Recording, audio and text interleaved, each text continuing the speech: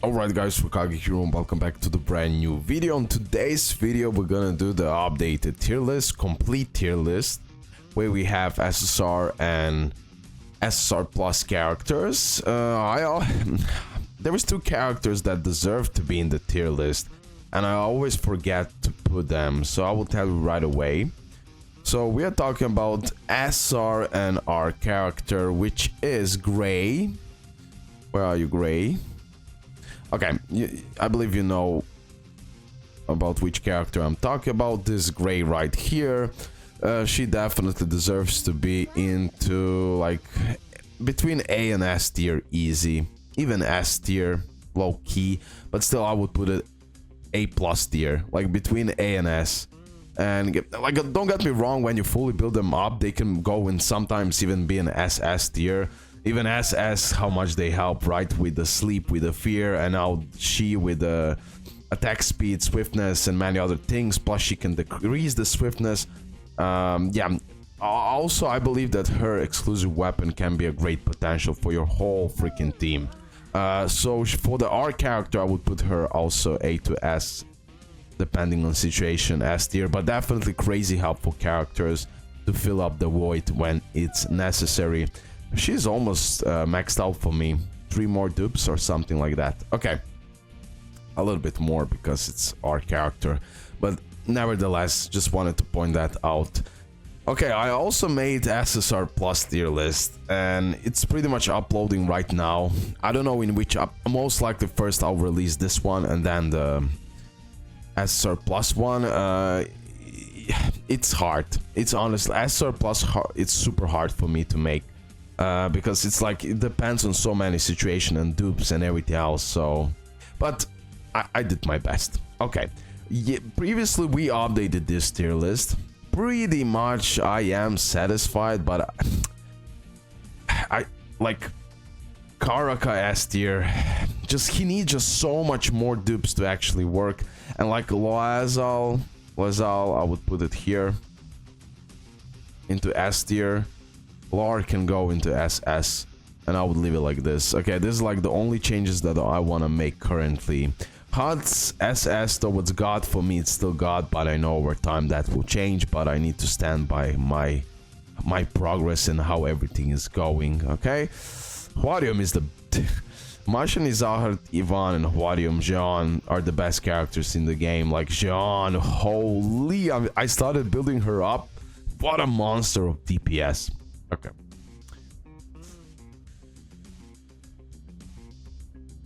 And of course, SSR plus tier list, it's a little bit different conditions than complete tier list. You know, you can go into a little bit more detail.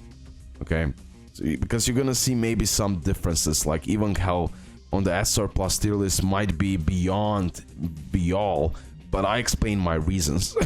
Sorry, but in the complete tier list, this is how it stands. Okay. Let me add now 2 characters, Kiseia and Edhan. Edhan for me, honestly, after trying him out, testing out, reading your comments, for the people who are progress really well, 20 plus floors, etc. Most of the people are not so much satisfied with him. Most of people are way more satisfied with Kiseia. But Kiseia also has her own problems, I would say. I did test her out. I cannot say I tested her out to the 100%, so I can tell you with 100% insurance, this is how everything should go. But for her, the biggest thing is getting rapport up.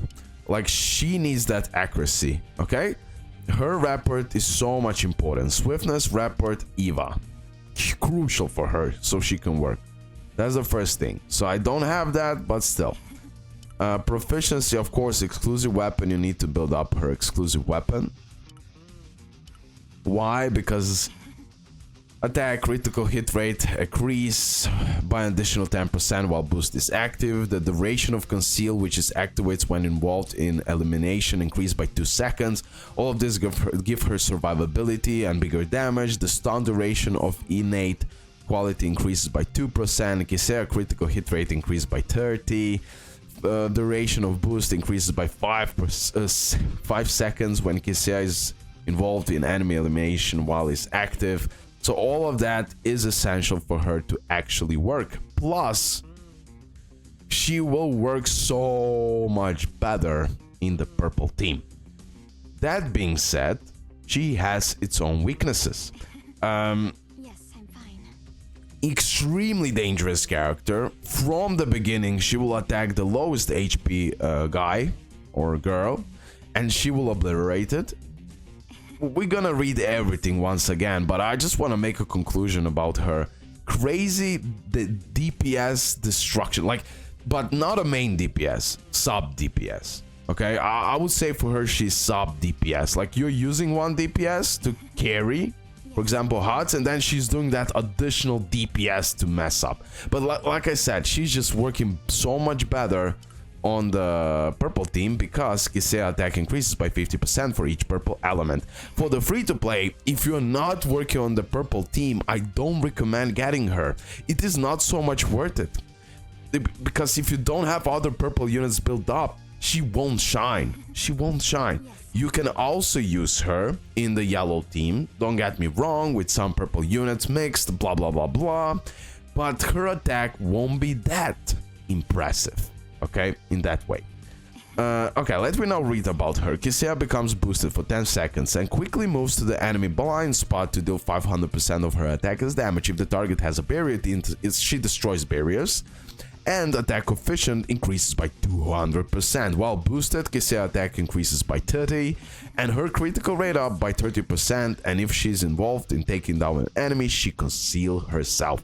So you need those little conditions to actually work. Like, she needs to kill opponents so she can conceal. If she don't conceal, you might be in trouble with her, but she will doing those crits, she will be doing those DPS damages, and she will be taken, like, she is like slightly better than Dorsey, or in a realm of Endorsey. Like, Endorsey is more AoE, right, if I'm not mistaken.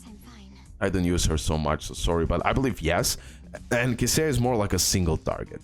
Plus, she has that conceal. I believe she can have survivability longer than Endorsey. Yes, I'm fine. I heard many from people like who max her out, and they said pretty much these things. Okay, Kiseia infuses her blade with blue Shinsu, applying bleed. Bleed targets take 75% of her attack as damage every second. If blue lighting arc results in a critical hit, the attack coefficient of the next attack is increased by 40. Like, she will go in nuts. She just needs to survive long enough, and you need to meet those conditions. Kiseia teleports to the enemy with the lowest HP and strikes her with dagger to deal 425% of her attack as damage, stunning them for 2 seconds. She then conceals herself for 3 seconds. If the target HP is 50 or below, the attack coefficient increases by 100%. Kiseia becomes invincible while using this skill. Like, this active skill is pretty busted. Okay, and you already know about this. Attack increase for each element. For each purple element, her baby growler appears and leaves a mark when she uses a skill to attack an enemy that is not a boss. If marked enemy uses an active skill, the mark is removed and the target is immediately locked. I would put her in the SS. When I see all other characters that I have right now, I believe in my eyes she deserves to be in the SS pool of the characters. Yeah, she needs those conditions, purple units, you need to kill so this happens, you need to crit so this happens, attack up, crit up, she will be critting. So overall, she's a character that can work really well, even with not so many dupes, but still 6 dupes, I would say, would be like at least, maybe I said too much, but I'm having now 3. I don't know. The best would be 3, 6, 9. Around 9 dupes. 9 dupes. 9 dupes. Yeah, when she gets that defensive plus 40, you can really play around with her. And when you max her out, truly, but I'm saying, yeah. Plus, she'll be so much more easier to max out than Edan. Now, Edan, I made a showcase. Like, there is no doubt that he is not a good unit. He's really, really well-made character. But he is just one of those SSR plus characters that has a problem with survivability.